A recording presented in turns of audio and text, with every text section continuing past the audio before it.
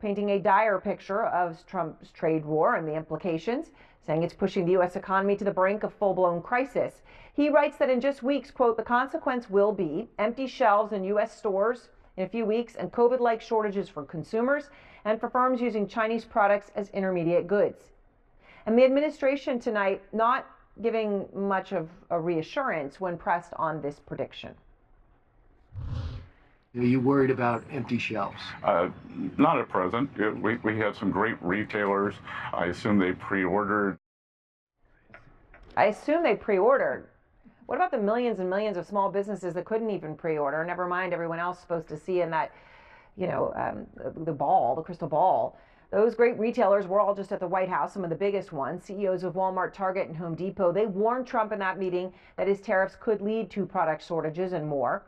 Barclays tonight is echoing the warnings in a memo to investors, writing, "We expect a sharp slowdown and a likely U.S. recession in the coming quarters."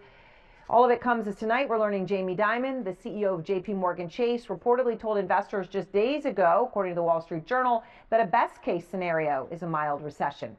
It's a daily drumbeat of warnings now coming from people who know a lot about the economy, and it has Americans worried. Our latest poll out this afternoon, finding a majority of Americans, 59%, say Trump's policies have made economic conditions in the U.S. worse, which could explain why the administration is tonight doing all it can to not talk about the economy. Moments ago, Trump signing executive orders, this time regarding truck drivers and what language they speak, saying they have to speak English.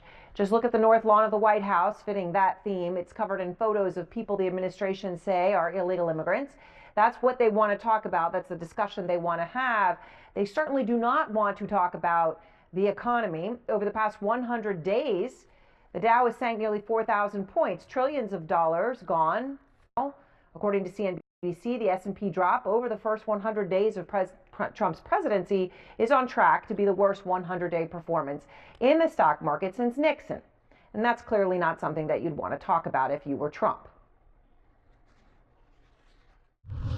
The next Trump economic boom will begin on November 5th, 2024. It's going to be a boom like no other. Words, of course, that now live in infamy at this moment. Tonight, the Treasury Secretary is trying to turn things around. They feel the clock. They feel the pressure. He's previewing deals. I would guess that India would be one of the first trade deals we would sign, so watch this space. That could come as soon as tomorrow. Who knows? They've got announcements in the morning. It's one of the many deals we're told Trump is making. But it's been very, very tough to pin the administration down on something of such a crucial nature, tariffs, the economy, a recession. How many deals are they negotiating? We now have 18 proposals on paper that have been brought to the trade team. Okay, 18, who knows? I mean, sort of lick your finger and stick it in the air because Trump's number dwarfs anything the White House has put out. He told Time magazine, and I quote him, "I've made 200 deals." Time responding, "You made 200 deals, Trump?" 100%. Now, never mind Caroline Levitt said Trump says 200. Let's just compare Trump's number of 200 to the list that he released when he announced his sweeping tariffs earlier this month in front of that board when they were all scrolling by. There were not even 200 countries on it in total. Now, and that remember that island? What's it called? So anyone here remembers that island? The island that was inhabited only by penguins. Now, one of those countries that Team Trump is continuing to say they are talking to as we speak is China. All aspects of government are in contact with China. China, though, keeps shutting down this claim. The Chinese embassy telling out front exclusively that no one from the Chinese government has spoken to the Trump administration. And all this back and forth has come as Trump has said he would slash the tariffs on China. Now, he said that without any negotiating or any talks at all, which brought to mind an episode of Seinfeld where George and Jerry were negotiating a deal with NBC for the show about nothing. So in this episode, NBC offers them $12,000, okay, for the whole show. And then this happened. So what did we get? $8,000. Beautiful. That's for the two of us. $4,000 apiece? Let me see if I understand this. In other words, you held out for less money. I was wrong, you were right. You know, the basic idea of negotiation, as I understand it, is to get your price to go up. You're smart, dum-dum. You know, this is how they negotiate in the bizarro world. Which may be the world that we're living in right now. Why is it that Seinfeld, there's always something there? Is Trump about to make the same deal as George Costanza? Elena Treen is out front live outside the White House to begin our coverage. So, Elena, you know, we know that Scott Bessent may be speaking tomorrow before the markets open. They're under incredible pressure to announce some things. How much pressure is Trump feeling right now to get an actual trade deal on the table? I think, of course, there's a lot of pressure, particularly when you look at some of the dismal polling numbers we saw from that new CNN poll. I mean, Americans are not confident right now that the president is delivering on his promise for this economic revival. I remember covering the president throughout his time on the campaign trail, repeatedly saying that it was going to be the golden age of America that he would usher in. But when it comes to the economy, Americans aren't feeling that. So yes, this administration is under heavy pressure to try and get a deal out on this. Now, we did hear Treasury Secretary Scott Bessent say a deal with India could come as early as this week. In my conversations, I'm told not to anticipate that would be announced tomorrow, but we are going to hear from the Treasury Secretary directly tomorrow morning, 8:30, before markets open. He'll be speaking in the briefing room, obviously taking questions from reporters who are going to be pressing him on that exact topic. What is the status of these trade deals? But Erin, one thing that's been so striking to me is the president's tone on the economy. I am told that when he goes to Michigan tomorrow, he is going to try to go on offense on this issue. He's going to talk about tax cuts, which really we haven't heard anything about other than Bessent today telling people on Capitol Hill just moments ago, really, that he wants a tax cuts deal by July. But no one, Americans haven't had really, something to look forward to. And that's been the thing that I'm hearing behind closed doors has really been a key frustration. The president has said that he is willing, he wants Americans to be patient. He is willing for there to be some pain in the short term. But how long will they be able to endure that pain? That is really a key question. And tomorrow, that's going to be the focus. His 100th day in office, they are choosing to make it about the economy. And right now, it's really not one of the winning issues for this White House. Erin, of course. Thank you so much, Elena. An economy, sometimes you think something short term, it gets out of your control, and then you don't know what it is. All right, everyone's here with me. Dan, so let's just start off with Apollo's chief economist, Torsten came out, big analysis, and it's worth reading in full, but saying the probability of a recession now 90%, which is just a stunning turnaround here in the past 6 weeks. What do you think? I mean, look, we've talked about it. The uncertainty and this avalanche that's created, it's likely a recession. That's what's likely in the cards, because what's happening on the enterprise and what ultimately is going to happen with consumers. Because it comes down to time's not on their side. That's why they continue to talk deals. But it's a Costanza moment, because ultimately they know the cards at the table, it's not a good deck. And that's why the reality is that the market knows that. They know they have to walk back. And Alexis, sometimes economics is about psychology, right? So you've got the economic reality. The CNN poll, 59% of people say Trump's policy have made things worse. It's gone up. I mean, when people get scared, sometimes a recession happens. That's exactly right. And you often don't know you're in a recession until after the fact. Technically, a recession is 2 consecutive quarters of contraction. What's really important here is that in the fourth quarter, GDP was about 2.4%. This Wednesday, our first look at first quarter GDP is going to come out. The prediction right now is 0.8%. But a lot of folks believe it's going to be negative, because you're going to see a lot of distortions for the fact that people were actually stacking up inventory in advance of the tariffs. The second thing to keep in mind is the University of Michigan Consumer Sentiment Index, which came out 2 weeks ago. That reading was the lowest reading since COVID, and the inflation predictions there took it up from 5 to 6.5%. So sentiment is absolutely not your friend right now. Add to it on Friday, you'll get the first look at the jobs data on Friday, and that will be reflective of the month of April. What is business doing? And that shows some of this. Paul, looking at this eve of 100 days, this is your whiteboard. Okay. Dan got a whiteboard. Okay, this is your whiteboard. But this was just going through, okay, this is eve of first 100 days. Right. Okay, I want to start it with red, because there's one market down. Yes. That's big, and it's down a lot, and that is ours is down 8.3%. 3.4%. Okay, that's the U.S. economy, Since the U.S. the market inauguration. since inauguration. Yes. So basically, eve of 100 days, eve Right. of tomorrow. Mm-hmm. Okay, and then just to pick some of the others, Canada, where the trade war is in full swing, that market is up 3.4%. I'm going off your numbers, Paul. Yep. These are the ways you track the index. Yes. Okay, UK up. Imagine a world in which this was us. 10.2. Okay, Germany, the German would've boom been we've last talked year. so much about. Germany, okay, 18.5, up. I mean, this is sick. Now, Yes. what about Mexico? Mexico. I don't expect yeah. you to remember it offhand, no, but Mexico, your number was yeah. 20.9%. Every So country- one thing stands out here. We're outperforming Turkey.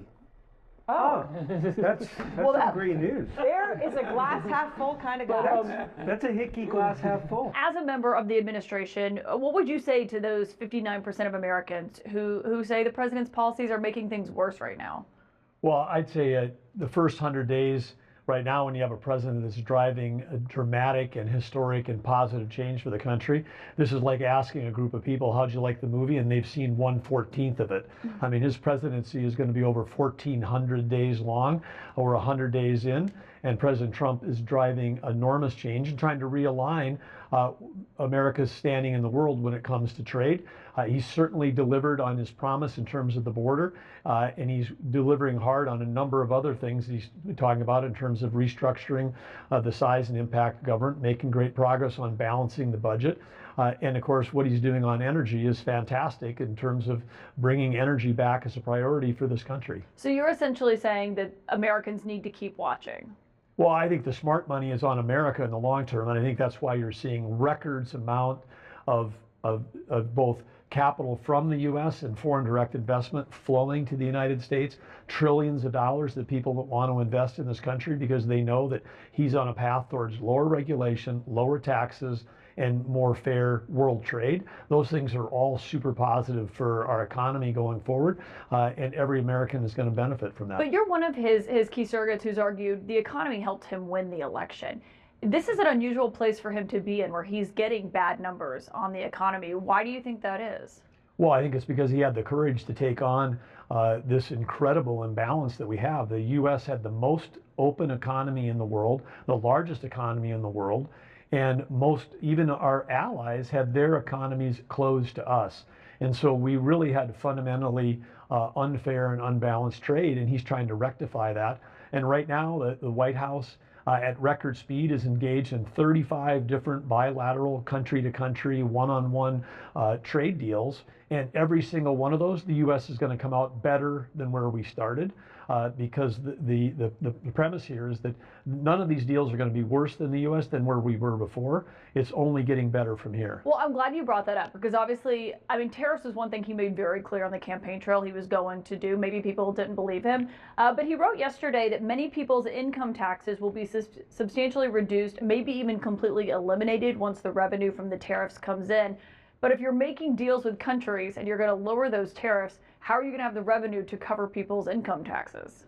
Well, there is going to be revenue two ways. One, in terms of just increased trade, because if we have markets that are open to U.S. company and more things that are built here, that's a positive for America, because income taxes are one form of tax, but there's also many other forms of revenue that the government can generate. And so I think... Like what? Well, certainly take a look at Interior. Under the Biden administration, revenue from using the balance sheet of America, the land and the resources that we have both onshore and offshore, were going down. And we have a tremendous opportunity through leasing of land for minerals, getting ourselves back into mining. The war on mining is over with President Trump. The war on timber is over under President Trump. The war on oil and gas is over. All this thing is over, and now we're seeing investment coming back. And in those cases, those companies will buy a lease, they write a check to the federal government, and then when they develop that resource, they pay a royalty. But that's not the argument he's making here. He's saying that the tariffs will generate so much revenue that people in a certain income level will not have to pay taxes. I mean, if you look at the numbers, the tariffs would have to be 4 times what they are now to actually make up for that. I think some people look at that and say the math does not add up. Well, I think when you're taking a look at the opportunity that we have to balance trade, and companies that have had free access to our market, even at the 10% level, this is producing billions of dollars a day for America if those stay in place. If they don't stay in place, because we end up with free and fair trade, we know that America can compete with anyone, and if we start building and manufacturing products here, as opposed to outsourcing that to around the world, that's going to strengthen every community, create more high-paying jobs. And with the advent of AI coming, that's another thing where we've got to have the energy to be able to produce the electricity to win the AI arms race. President Trump very focused on that. You're not the Treasury Secretary or Peter Navarro, the trade advisor, but do you know of any trade agreements that they are close to actually closing in on, and not just top lines, a memorandum of understanding? Well, I know that they're very focused in taking a look at those 35 who was ready to come to the table. The top half of those 35 have been broken into 3 tiers, and these folks are working around the clock over the weekends to get trade deals. And I think for President Trump, you're going to see one trade deal after another announced. When you start walking through 100 announcements with 100 different countries, and every single one of those we end up with a better trade deal than we have right now. I mean, how can anybody say that's not a good deal for this country? But again, the courage to actually take on a completely unfair global trading system, it takes, President Trump was courageous in his first term. Now he's fearless this time around, and he's fearless in fighting for every American, because these things will benefit our economy and will benefit every American. I mean, he's arguing that he's made 200 trade deals so far. Well, there is all kinds of countries, that are showing up at the doorstep because they understand that America is serious about leveling the trade issues right now. Can I ask you, because you mentioned if the tariffs stay in place, what that would look like, the revenue that you believe it could generate. Tonight, the Wall Street Journal is reporting that he's expected to peel back some of the tariffs on automakers. So essentially, they're not paying tariffs on top of other tariffs if it's on steel and aluminum imports. Certainly a relief to those automakers, but I wonder, those people obviously have a direct line to the West Wing. So does Tim Cook of Apple.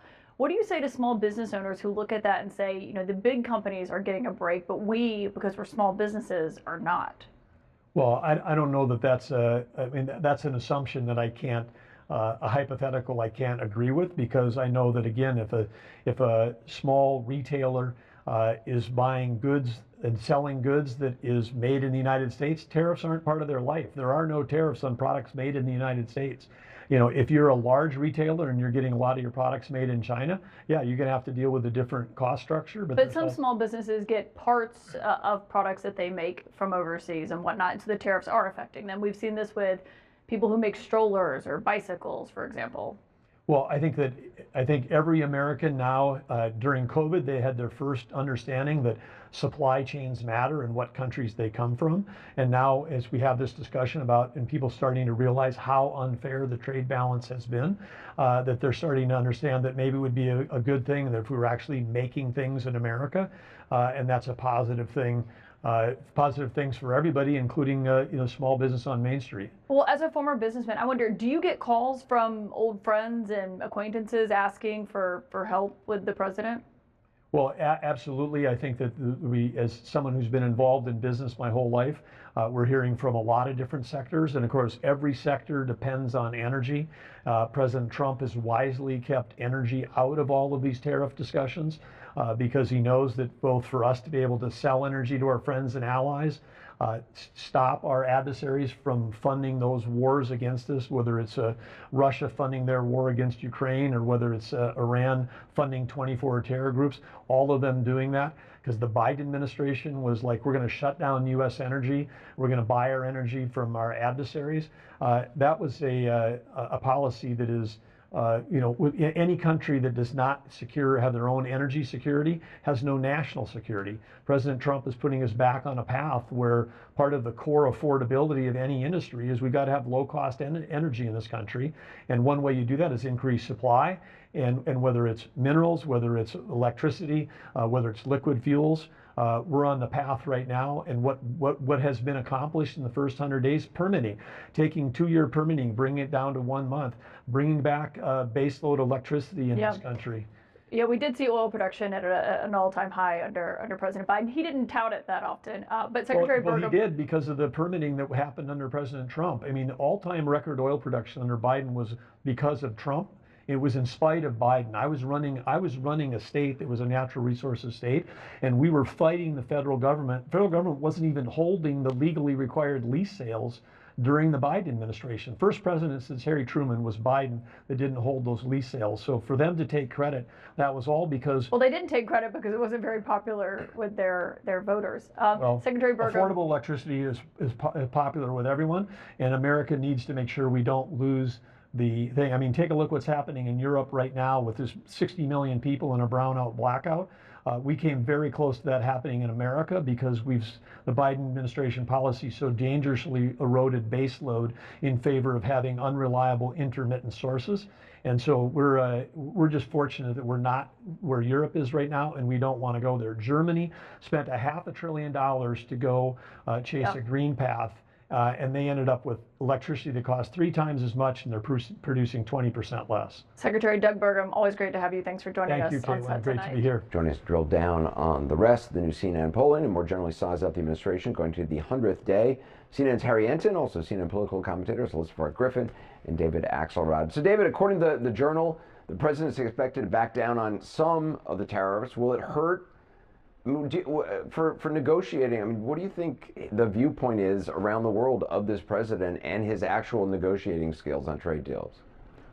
Well, pretty obviously the world is baffled, as is the business community. The economy has been impacted by that. The markets have reacted to that. But Anderson, the thing that people most voted for Donald Trump for to do was to reduce costs. These tariffs are going to raise costs, and automobiles are a big component of that. So it's not surprising to me that he has to bail out of this one. It's so interesting to me when you look back at the Biden administration and you look back at polling, and Harry Enten can speak to this. You look back to that withdrawal from Afghanistan, that shambolic withdrawal from Afghanistan, and Biden's numbers took a big hit, and they never recovered. And you wonder whether April 2nd, what he called Liberation Day, but for the markets was kind of Incineration Day. We wonder whether you look back at that, and what you find is that was the beginning of the end, that he never recovers, because these economic numbers are devastating. So I see this as a kind of a small bailout from the position he put himself in, but there's so much more to it, and I'm not sure there's a way out for him. Yeah, Alyssa, is this now just chaos followed by bluster? I think that the president is looking for an elegant off-ramp because this was disastrous. It was received horribly, this Liberation Day announcement around tariffs, by the entire business community. Now you have the polling that backs it. He can't turn on Fox News and not see that his numbers are underwater on the 2 things he was elected on, the economy and addressing immigration. So I think that he's looking for targeted ways to be able to claim victory while actually rolling back his own policies here. But one area that I think is also interesting is immigration, which that was a key issue that he won this election on. And now that the numbers are underwater on immigration is stunning. And what I just have a hard time with is folks around him need to be telling him the message is clear. He has effectively secured the border. The border crisis is over, but he's not talking about that. Instead, they're talking about deportations that have bypassed due process, that have made mistakes in people that they've deported, putting up signs on the White House lawn about all the illegal immigrants that they're going to deport, and it's missing the message. All the American people wanted was, we don't want 500,000 people coming across the border, and we want the cost of living to go down. Like, get back to the basics, and you could change these numbers. Harry, what does the polling say right now? No, I mean, we're talking about tariffs, we're talking about the economy, and it's just a disaster. I mean, that's the only real word you can use to describe it. I mean, take a look at Trump's economic approval rating now versus 100 days into his first term, and what we see is it's 10 points lower, right? The economy was a strength for him during his first term. Now it is a weakness. Now it is dragging him down, and we talk about history, right, and historic numbers. I look back for every single president since Jimmy Carter in 1977, the lowest economic approval rating through 100 days belongs now to Donald John Trump. And more than that, tariffs are also related to foreign affairs, right? Your relationships with other countries. So take a look at Donald Trump's approval rating when it comes to foreign affairs. You see, again, lower than the first term. You see it underwater, 39%. And again, that is the lowest on record all the way back since James Earl Carter in 1977 when we began polling that. And I love to see the smile when I refer to him as James Earl Carter. No, it's that you're shouting at us. I guess I'm so excited. 1900s. I'm just so excited. Numbers get me excited. I know they do. I know. That's why we love you, Harry. Thank you, my friend. And so, David, President Trump's the economic approval ratings took a hit after the tariffs announcement. Are Democrats, where are they on this? I mean, they are doing enough to make the most of this? Do they have answers for any of this?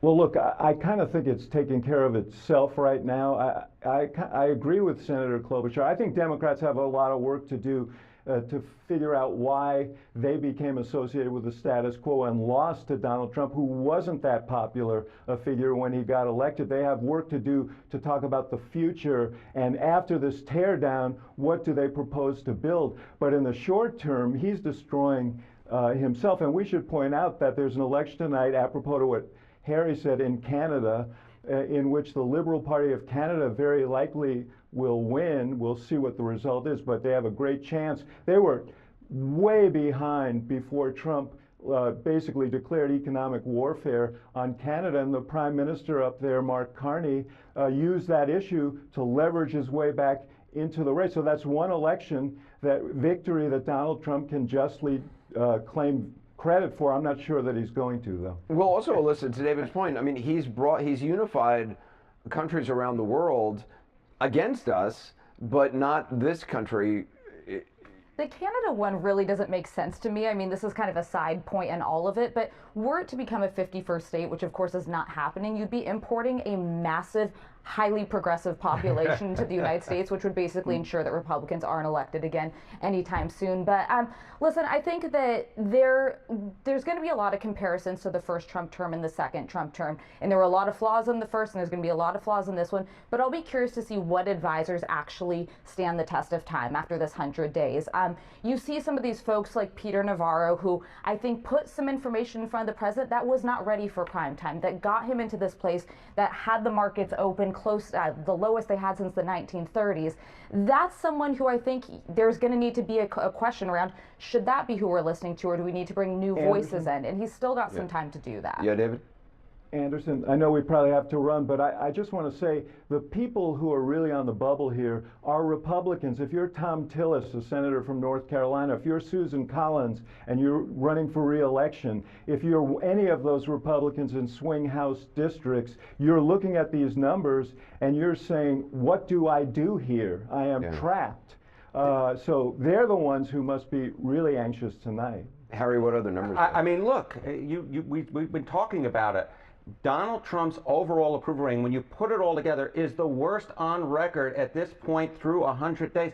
And the fact is, the only one who's anywhere close to Donald Trump was him in his first term at 44%. He's a dozen points behind Joe Biden, 24 points basically behind Barack Obama and George W. Bush. The bottom line is, what Donald Trump is doing right now is not working in the minds of the American people. And I can guarantee you this, if Donald Trump's approval rating is 41%, come November of 2026, you can kiss goodbye that House majority for the Republicans, and there's a decent chance as well they could blow the Senate as well, which is something I never thought could possibly happen given the map. I like that you actually went through on the actual kiss.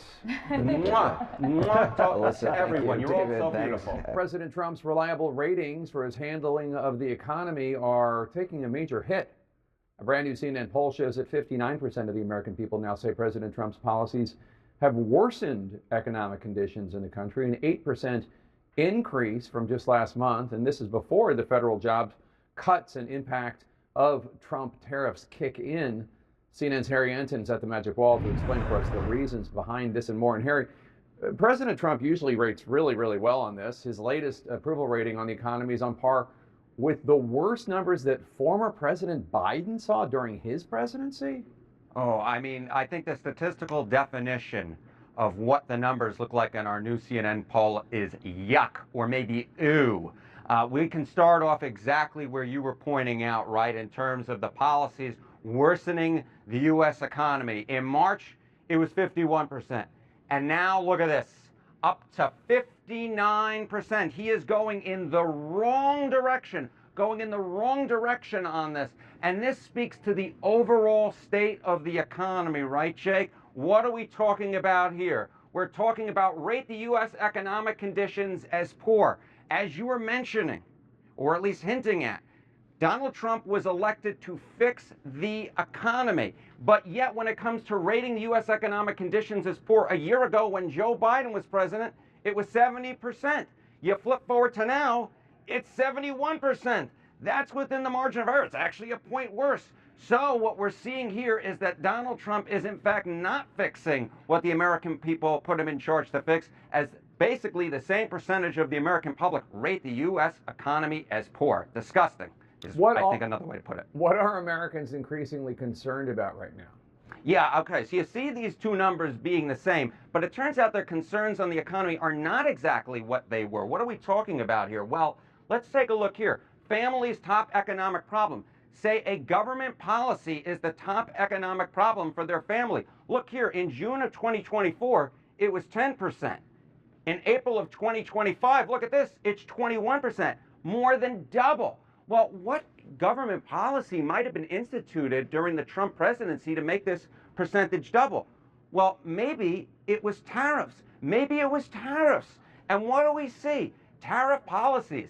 Trump is, of course, making the argument that even if in the short term the policies may in fact hurt the economy, maybe in the long term they won't. Well, Donald Trump is not winning this argument. What are we talking about? Trump's tariff policies will hurt the economy. Well, in the short term, it's 72%. But even in the long term, even if it's a lower percentage, you still get the majority, 53%. The bottom line is, in this particular poll, when it comes to Trump's economic policies, I just don't see any bright spots, Jacob. So I can anticipate President Trump when he gets polls that he doesn't like, when he hears the polls he doesn't like, he attacks the polls. It's not like they're legitimate and he's doing anything wrong or the American people are wrong. It's that the pollsters are wrong. So this is CNN's poll. What do other polls show? You know, I remember an interview that Breonna Keeler did with Michael Cohen back in 2016. He said, what numbers, what polls? And she said, polls, all of them. And in this case, it is polls, all of them. What are we talking about here? Trump's net economic approval rating. Look at this. Negatives. Negatives across the board. CNN, 22 points underwater.